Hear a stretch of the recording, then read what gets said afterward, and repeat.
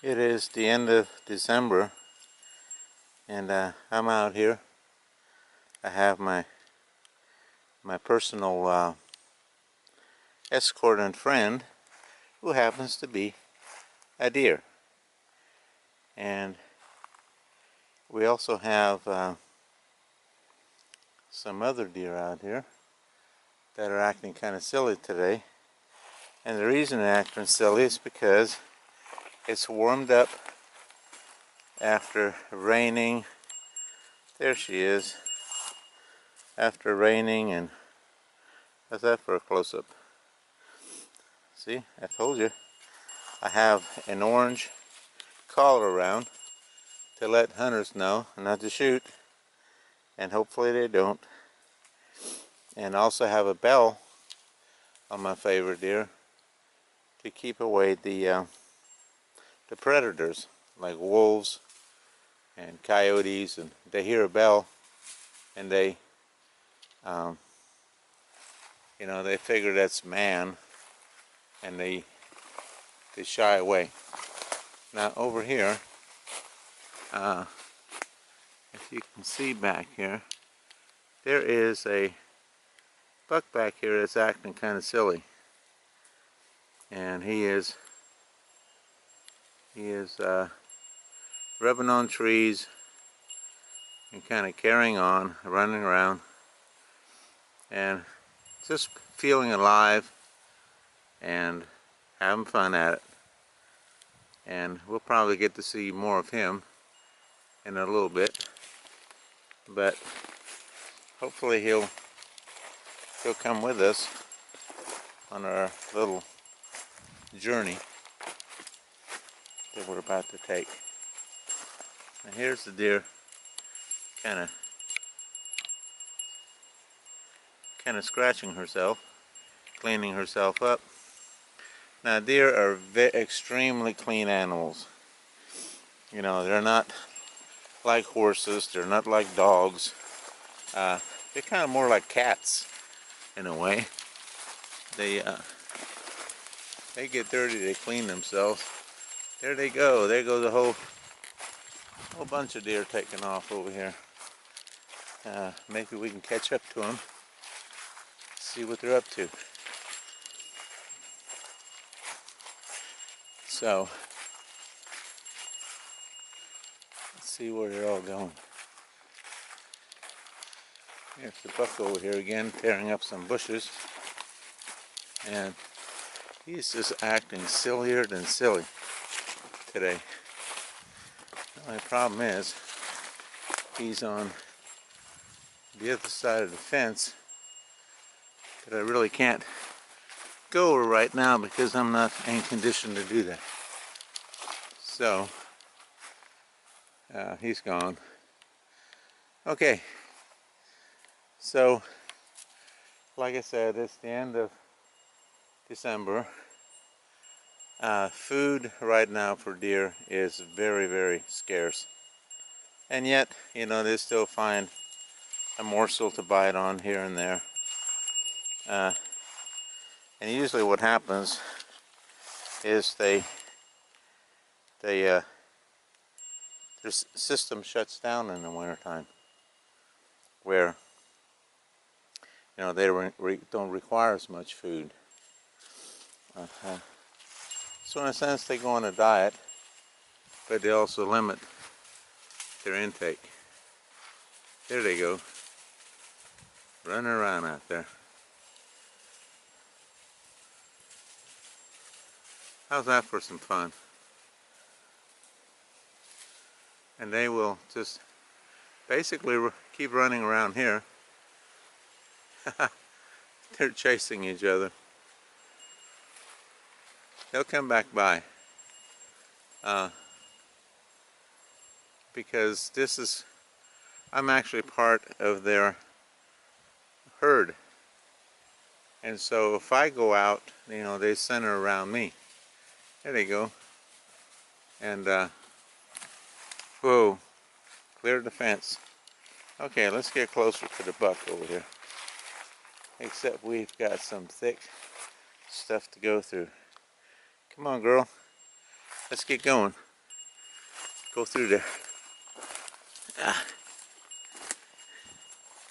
sticker bushes. What fun! Stuff will tear your clothes apart. Ow. Okay, where did our guy go?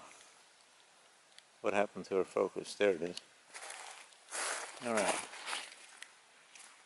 Buck is down here getting a little drink because he's been running around, and he'll probably take off again because he's feeling spunky. And when you're feeling spunky, guess what you do? You run. There he goes. Hope he's not going to jump the fence again, but probably. You know, they love running. They love, of course, they like eating too. And in this case, eating grass that's only maybe 1/8 of an inch tall.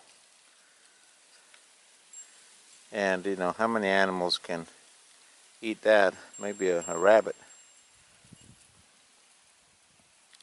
So, but get a close up here. Whoa! What do you do when your subject gets too close? You know. All right, going for a drink.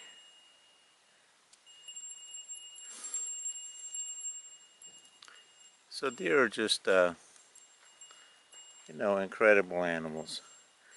And this doe right here, I raised from a little fawn, which I got from the game warden, who had it because some hunter brought the fawn to him, and he really didn't know what to do with it except take it back into the wild and release it, you know. And of course, releasing a little fawn into the wild meant the fawn would die,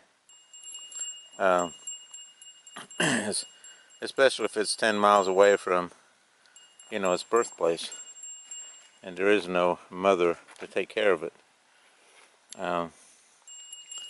So,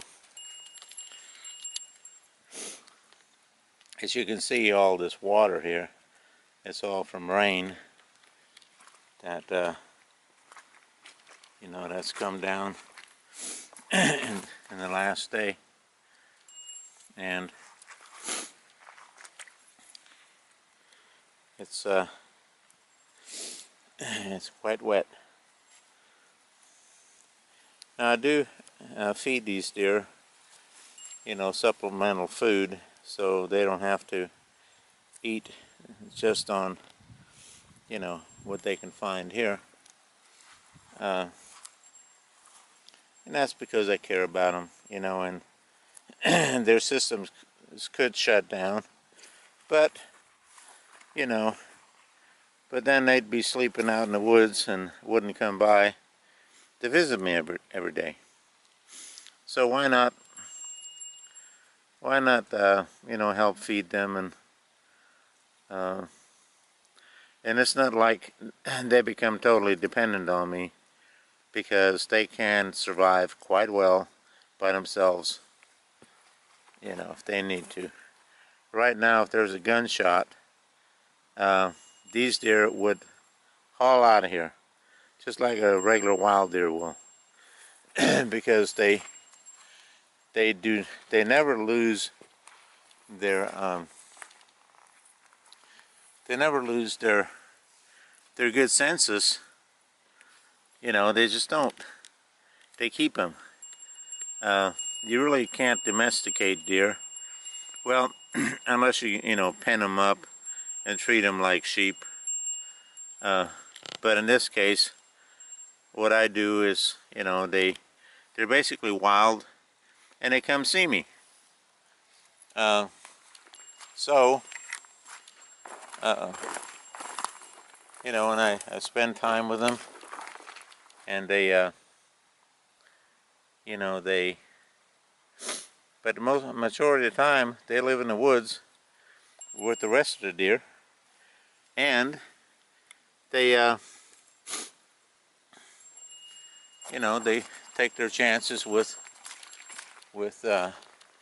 wild animals and, you know, barbed wire fences and you name it, diseases.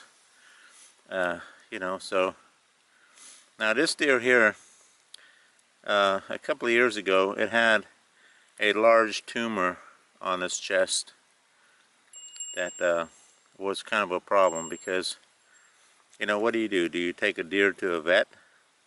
You know, a deer's not going to, vet's not going to take a deer. Of course, the deer's not going to take a vet either. But, so basically, it was left for me to treat.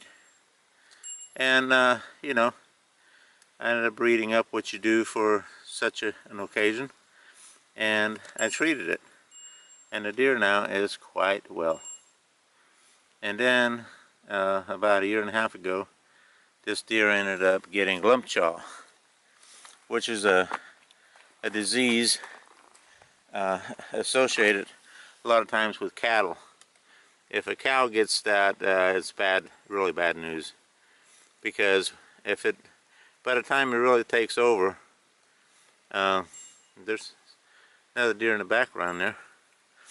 By the time it takes over, you know, the animal is pretty much gone. And in this case, Gracie here was nothing but skin and bones, no appetite whatsoever, and she basically was, you know, gonna die. And so I had to figure out, you know, some kind of treatment for that, and I did. I ended up giving her colloidal silver, and it worked beautifully. The silver killed, basically killed the worms. From what I understand, the worms in the blood system. So she had like billions of worms in her blood system that were basically taking over the host. And the silver killed every last one of those. And you know, it took her about 2 to 3 weeks to recover. And when she did, you know, she's like she is now. So I hope nothing else happens to this deer, because, you know, she's been with me for 4.5 years. And yeah, I've really grown, you know, to appreciate, because this deer has taught me a lot of wonderful things about life, you know. Since she's come along, I've really had no need for dogs, stinky dogs that bark and, you know, all that kind of stuff. I have horses, but even the horses pale compared to these animals. You know, these animals would make the most perfect pets, you know, if people didn't want to eat them all the time. But then again, you know, you can't really, you know, keep them as pets, because they can jump an 8-foot fence. So how are you gonna keep one of these? You know, you really can't. And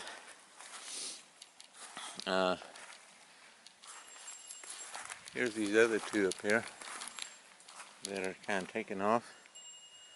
You can see that. So anyway, so these are special animals here that, you know, I get to enjoy in life. And there's thousands of acres out here, and so they, you know, they're not stuck in a confined area. they can go wherever they please, and they do pretty much.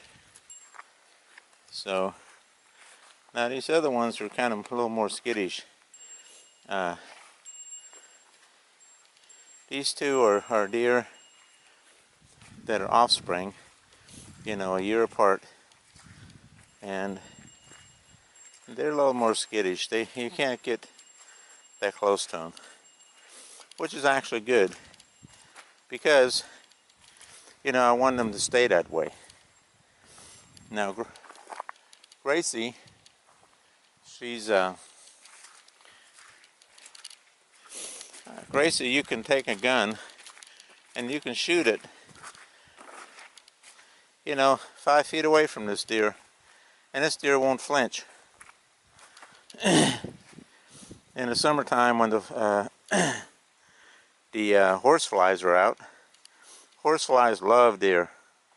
They'll land on the deer and just, you know, bite it. And what I do is I take a fly swatter and I swat the flies on the deer. Now, try that with a dog or a horse. If you take a fly swatter and you swat with all your might to try to kill this fly, what's going to happen? They're going to think you're punishing it, and they're going to take off. You know, cat, I mean, you name it. You know, if you got a monkey, you know, I don't know what you would have, but you hit that thing with a fly swatter, and that thing is gone. And the next time you grab a fly swatter, they're gone because they think you're going to hit it. Now, a deer, you can take a fly swatter and hit a deer all day long, and you know, they won't take off. They won't, because they understand what you're doing. You know, they hate the flies, and they're like, please, smack this fly off of me. And when you do, you know, they almost kind of say, thank you. So, if you want me to illustrate, I don't have a fly swatter right now, but watch this. I'm going to take my hand right here, watch, and I'm going to smack this deer. Look at her. That deer didn't even flinch. Okay. You know, I'm not trying to hurt the deer. I'm just trying to illustrate a point here. It's, you know, these animals are smart. I mean, they almost read your thoughts. That's how keen they're tuned in. And, you know, so the more I've learned about white-tailed deer, the more every other animal I've ever known just kind of vanishes into, you know, some lesser kind of, you know, animal. I mean, which includes humans. You know, I'm not going to put a deer above a human, but I'd have to say, you know, humans go out there all the time and shoot these animals. And most of the time the animal wins. So even a big bad hunter with a gun has a difficult time against a deer that has no gun. And it's because deer know, you know, where to go to hide.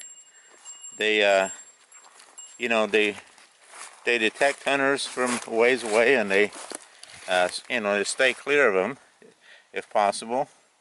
And usually the only time hunters actually shoot a deer is because one hunter has spooked a deer from one place, and it's trying to get away from him, and the other hunter sees the deer and ends up, you know, basically getting lucky.